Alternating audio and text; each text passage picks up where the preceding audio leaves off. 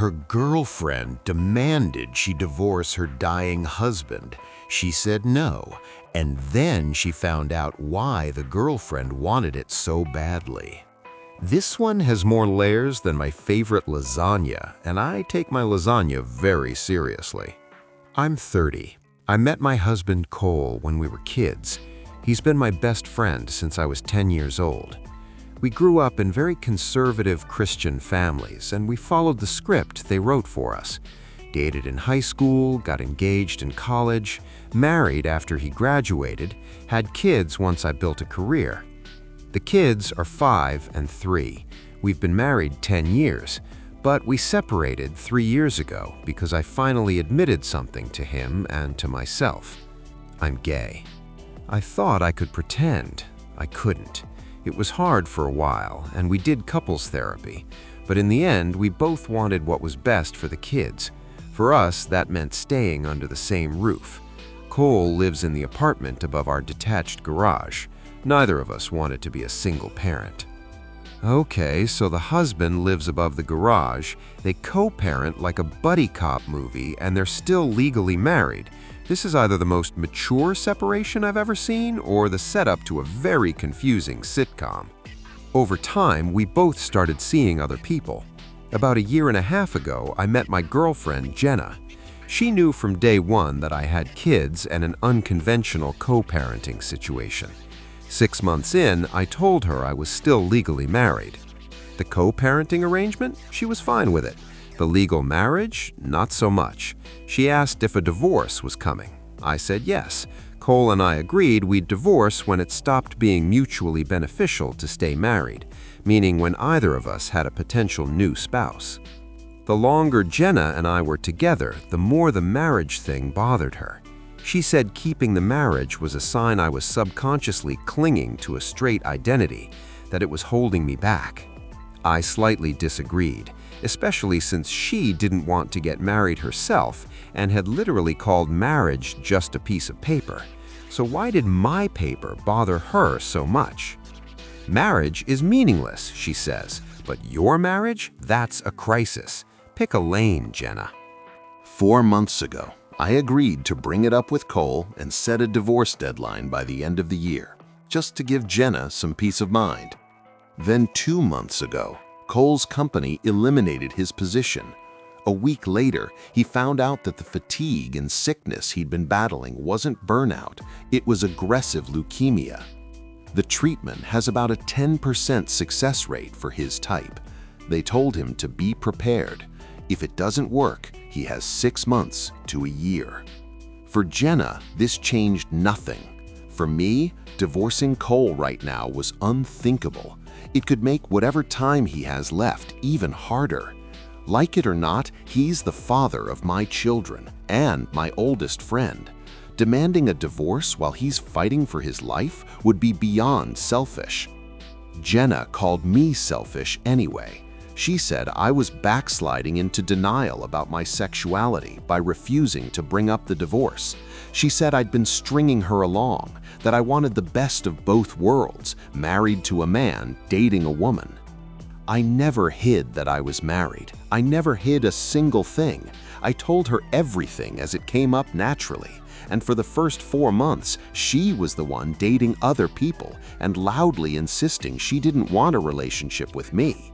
She called us friends with benefits, her words. So for 4 months, she treated this woman like a vending machine. Then when she decided she wanted more, suddenly the existing husband is a problem. Jenna, you can't spend months keeping someone at arm's length and then get mad that their other arm is occupied. The moment Jenna said she wanted something real, we talked. I laid everything out and gave her every opportunity to walk away. She didn't walk away. She walked into it with both eyes open. 3 days later, I had my answer. I was sure I was making the right call. I was not asking Cole for a divorce. And Jenna? Jenna did not take it well. I tried to have an adult conversation the night I made my decision. Key word, tried. Jenna immediately went on the offensive. She said if the next words out of my mouth weren't about signing divorce papers, we had nothing to talk about. I asked her why this made her so angry. Every attempt at calm conversation turned into a fight, and then, in a burst of rage, Jenna let something slip. She said she believed people who stay friends with their exes are psychologically broken and potential cheaters. Wait, what? She knew the entire setup from the beginning. She knew there was a husband. She knew they lived on the same property. She knew they were friends. And she entered anyway, thinking they were all broken? That's not dating, that's infiltration. So I asked the obvious question. If you thought that from the start, why did you push for a real relationship in the first place? Jenna's plan? Wait for Cole to mess up, do something genuinely terrible, or something she could spin as terrible, and use it to destroy our bond. Turns out, Jenna had been pushing so hard for the divorce specifically now to create tension and shatter the trust between me and Cole, because in Jenna's mind, our relationship was unnormal. She wasn't a girlfriend, she was a sleeper agent. This woman infiltrated a co-parenting arrangement with a full exit strategy. That's not a relationship, that's a hostile takeover. That was it. I told Jenna I was done.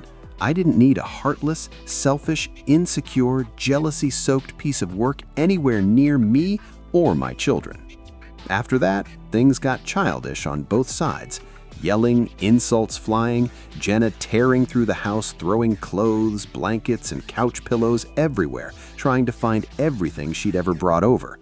Thankfully, the kids weren't home. I'd had the good sense to ask Cole to take them for a sleepover beforehand. After the dust settled, I felt something I hadn't expected. Relief. Like I'd been living with a rotten tooth for months and didn't realize how much pain and pressure it was causing until I finally pulled it out. All right, let me break this down. What she did right? Everything. She refused to divorce a dying man to satisfy someone else's insecurity. She protected her kids. She stood her ground when everyone, Jenna, the guilt, the pressure, was pushing her to crack. That takes serious spine. What went wrong?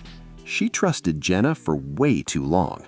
When someone tells you marriage is just a piece of paper, but then loses their mind over your paper, that's not principle, that's a red flag wearing a pride flag.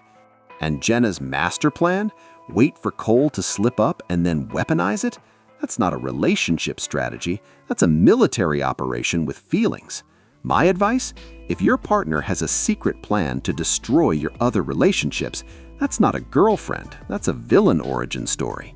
Date people who like your life, not people who want to demolish it and rebuild it in their image. Sometimes the bravest thing you can do is refuse to break something just because someone else wants you to. If your ex had a secret agenda that would make a spy novelist jealous, I need it in the comments. My loyal fans always deliver the wildest stories. Subscribe for more tales of people choosing what's right over what's easy. Hades out.